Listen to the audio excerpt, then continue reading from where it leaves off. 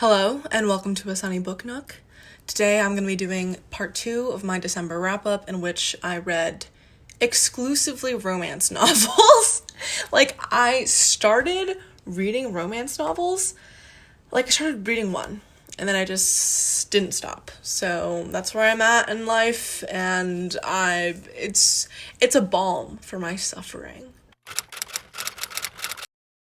My name is Sunny, I use they, them pronouns, and today I'm going to be going through all of the romance books that I read, and I'll be going through them in the order in which I read them. So, let's just get started. The first book that I read in the second half of December was Boyfriend Material by Alexis Hall. This was a really sweet, grumpy sunshine type situation where we are following the estranged son of a drug addict superstar, Notorious, and he is also somewhat notorious because he is the estranged child of a B-list celebrity type beat. Oh, it's set in London, I believe. And he is desperately single, but he really needs a date to this function because he works at a nonprofit for dung beetles. He has this big queer friend group that was really fun to read about, and his queer friend group, his one friend, loops him into the only other gay man she knows, who is this uptight, prissy, rich boy lawyer who is a criminal lawyer, a criminal defender, and is very passionate about his job. Previously, they had been, met each other at, events and stuff, and had not really gotten along, and our main character, the guy who works at the nonprofit, was kind of oh, this guy rejected my advances before, so that's kind of awkward. But they start going on dates, and they start fake dating. Because they realized that both of them could benefit from having a +1 to respective events that are important to them. And then we see their relationship play out. It is so fucking cute and funny. There's so many different side characters that I love, and the way that our two characters get together and the tension between them and that feeling of oh, that person doesn't really like me, but they do, but do they? And misunderstanding, but in a way that's cute. I love this so much, and I rated it 5 stars because when I read a romance that hits, it did it for me. It was good. So next book that I read was another contemporary romance called The Geek Who Saved Christmas. Very cute. It's basically about these two neighbors, and again, it's a grumpy sunshine situation.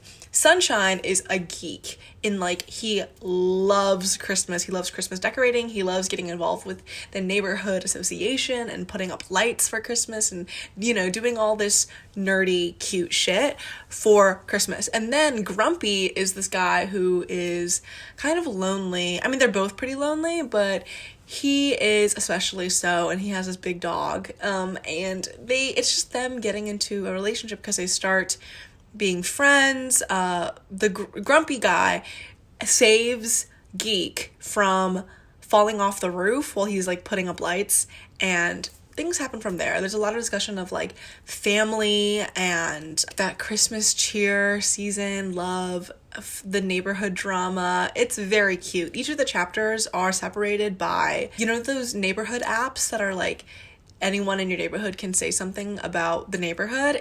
There's little clips on that from other people in the neighborhood. Adds to the story and its charm. So loved that. I rated it 4 stars. I think that the writing was a little bit more cheesy, less funny, and felt a bit more contrived than the Alexis Hall novel and the other ones I'm going to be talking about. The next book that I read was the first in a series, and it's called It Takes Two to Tumble.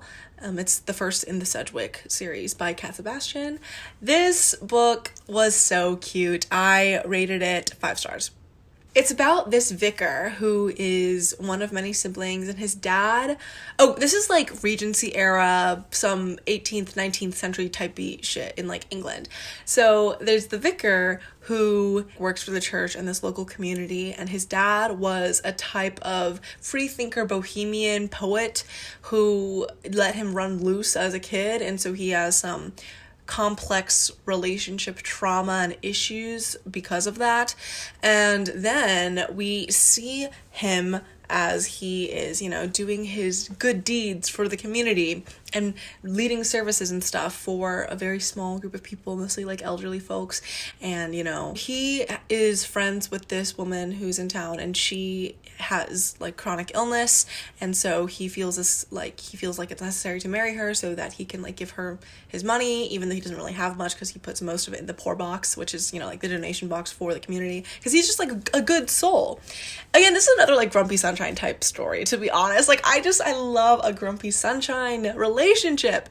Anyway, so the guy who is like the head of the house, the aristocratic house in the neighborhood, is a sea captain and of like the Navy, and he's coming home for like a summer to, you know, meet up with his kids. And there's 2 kids in this because he has 2 children. One's like 8 and one's like 12 or something. They're like small, adorable fucking kids, bro. He comes back home and he feels very out of sorts because his home is the sea, the ocean. He just wants to get back on the ocean and do his maritime travel situation because that's where he feels most in control. He's like this gruff type of person who doesn't really know how to interact with his kids, and he wants to bring about discipline to them, but they're running wild and free, and they keep on chasing off all of their governors and tutors by being like, you know, kids and mischievous and getting up to no good.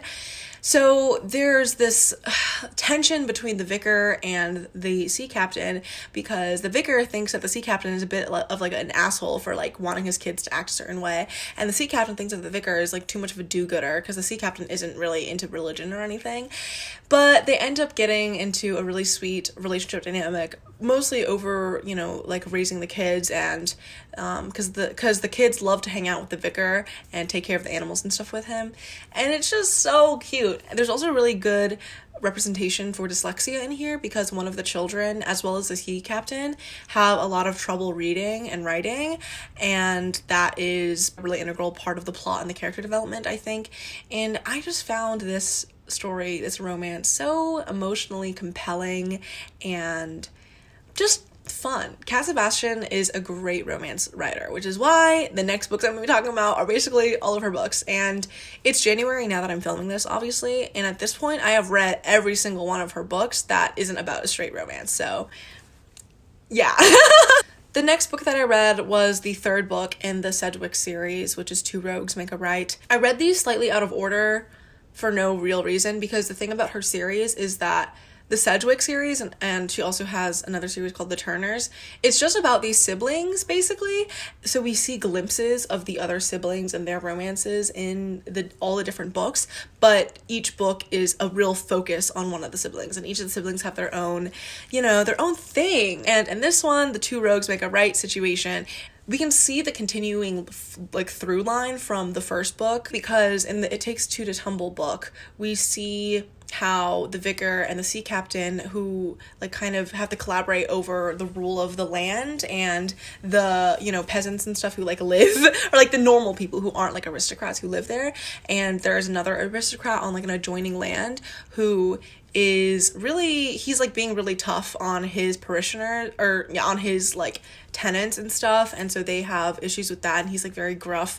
And there's also a whole, oh, I forgot to mention in the other book, there's a whole like through line in which Martin, the guy in the nearby land aristocrat, he has some beef with Benjamin, who is the vicar in It Takes Two to Tumble, and he's the sunshine of the Grumpy Sunshine duo. Benjamin and Martin have some beef going back to like childhood, so we get some of that background. But Benjamin's sibling, who we see in Two Rogues Make a Right, his name is Will, and Will is childhood best friends with Martin, the guy on the nearby land, because, you know, obviously they're 2 nearby landowners, the kids grew up together, they were all buddies, and Martin and Will have this relationship that is really close, and Martin suffers also from chronic illness, and we see Martin as he is, well, okay, I don't want to spoil the first book, but basically Martin and Will have a reunion,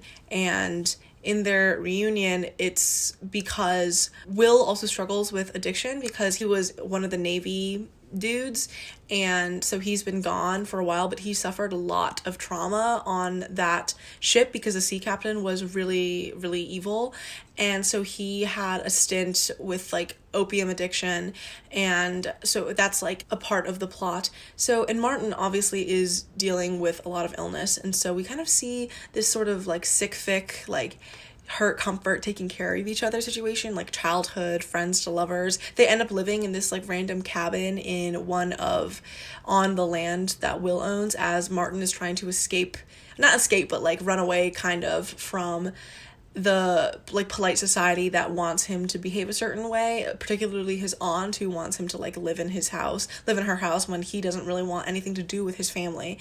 So it's all this complex family dynamics, but we see them in this cabin together, and we see their feelings that already exist, but as they develop and as their friendship grows into something more, and how they live this small, quiet, like cottage life, but they know that it's not like a permanent state really. And this book was so fucking sweet. Oh my god, it was so good. I rated it 5 stars. I rated every single book in the Sedgwick series 5 stars, so that's me leading into the next book that I read, which is number 2 in the Sedgwick series, A Gentleman Never Keeps Score. This book is about the 3rd Sedgwick sibling, who is named Hartley, and Hartley used to be this guy who everyone in the London elite like loved, and they thought he was cool, but then and like this is another through line with the series, which I think is brilliant. I think the way that this series plays out in the romance series and how we see like glimpses into all the siblings' different lives, like so lovely, and I love it so much. Oh my god, I love it. Anyway, basically Hartley has been rejected universally by London society because something unsavory has come up about his past. Basically, he's just living in his old house, rattling around. All of his servants have left. I'm lonely and things are bad. Enter Sam Fox. Sam Fox is a Black Londoner whose parents are also like Black Brits, and he owns a bar called The Bell, and he has a best friend, girly, who is in a spot of trouble because Hartley's ex, basically sugar daddy type beat, but like a 19th century version of a sugar daddy kind of. His sugar daddy, he got exposed for having the sugar daddy basically, which is why he got rejected from the London elite in London society. But sugar daddy had a bunch of different paintings of people nude.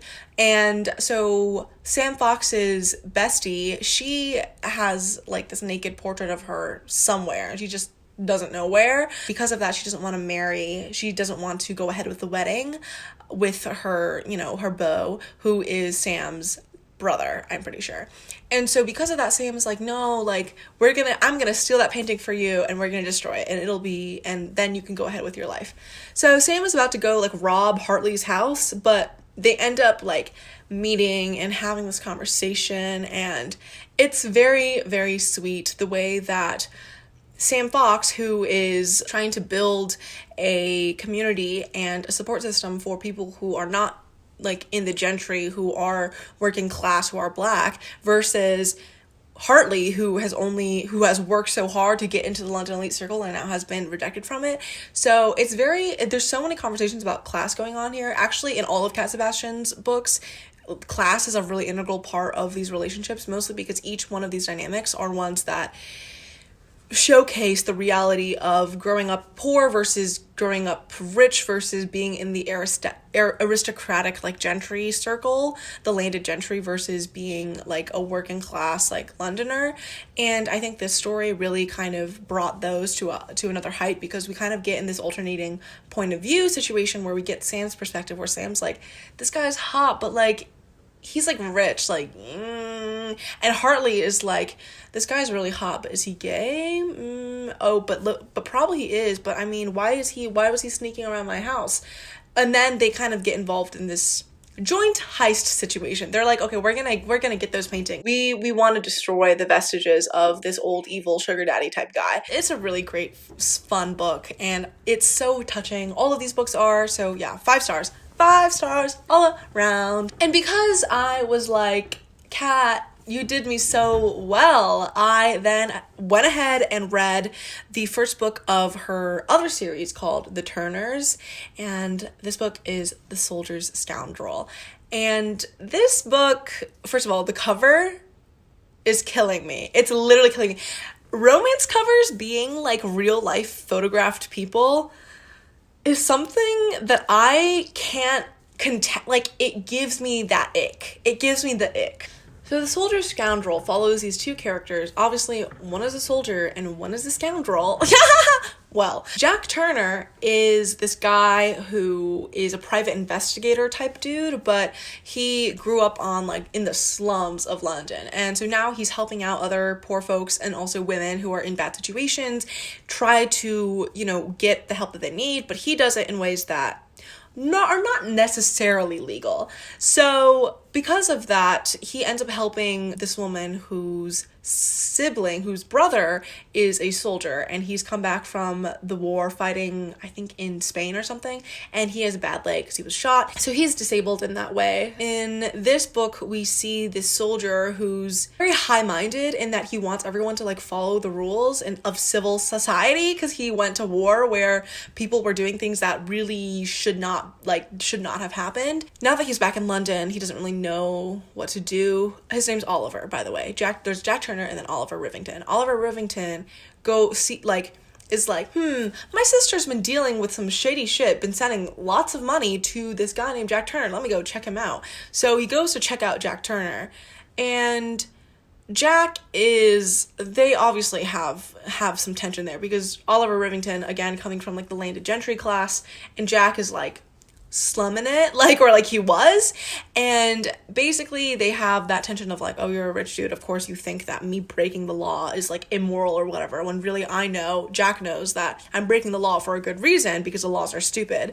They end up having this like tense relationship. They keep on having run-ins with each other because Oliver's trying to investigate what the fuck is going on with his sister, and Jack is really trying to figure out what's going on. He's on like a new case, basically, or a similar case that has to do with Rivington's family, sort of. The thing about Cat Sebastian's work is that emphasis on family and siblinghood is just so lovely to me, because in The Soldier Scoundrel, Jack Turner's sister is like a seamstress, and she also has a lot to say about all of this. Basically, Jack is like, this rich motherfucker, gag, but also, this rich motherfucker, So that's kind of the whole situation.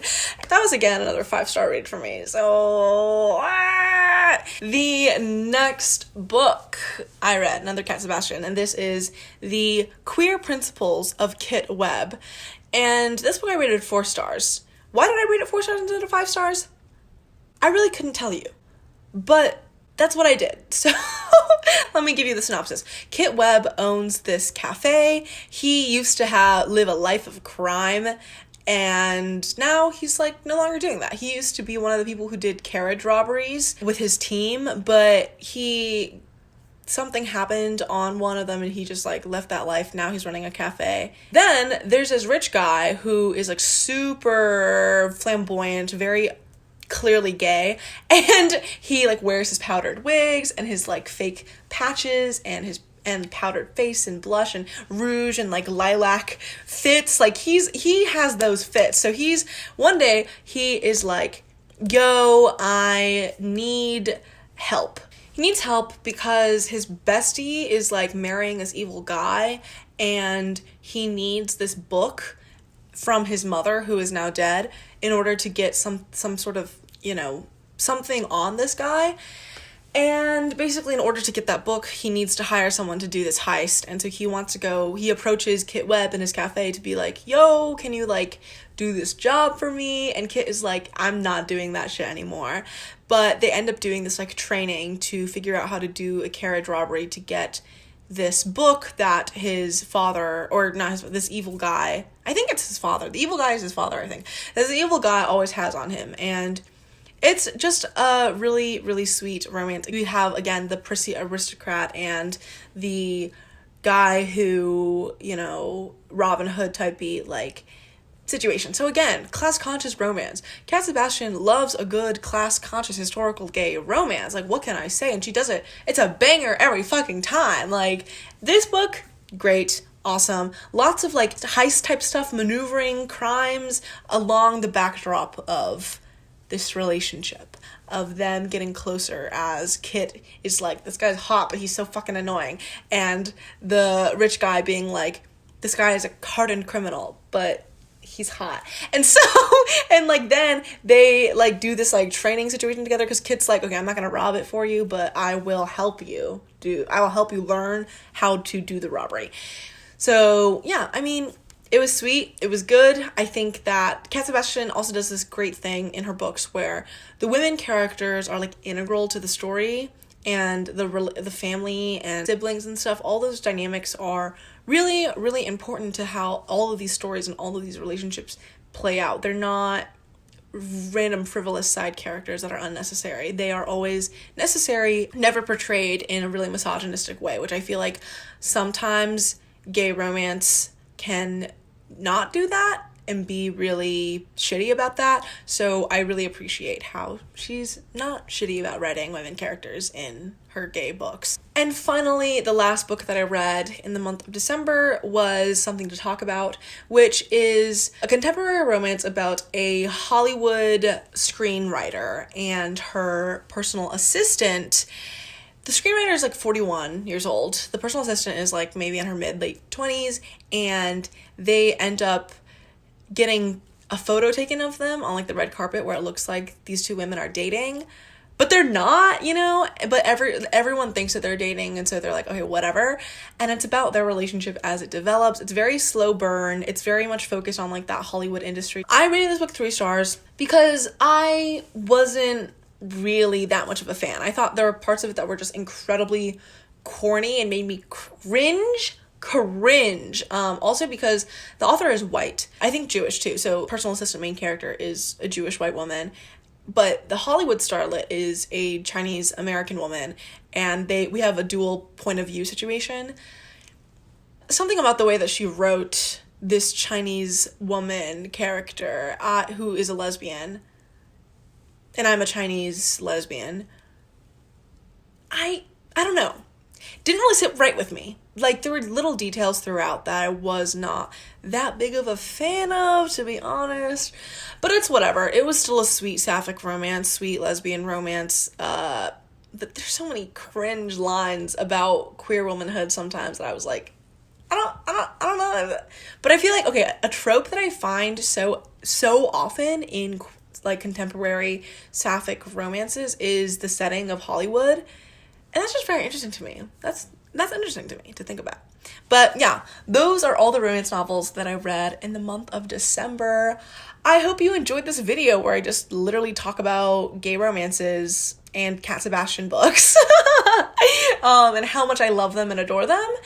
So yeah, this is not typically what I usually read, but I was really on a roll in December with devouring these fucking romance novels. So that was the situation. But if you want to see the other books I read in December that were not romance novels, feel free to watch part 1 of my December wrap-up, where I also go through like my stats and stuff for this month or this past month. That's really all I have for you today. Thank you so much for watching. Like, comment, subscribe, all that bullshit. And I will see you in my next video.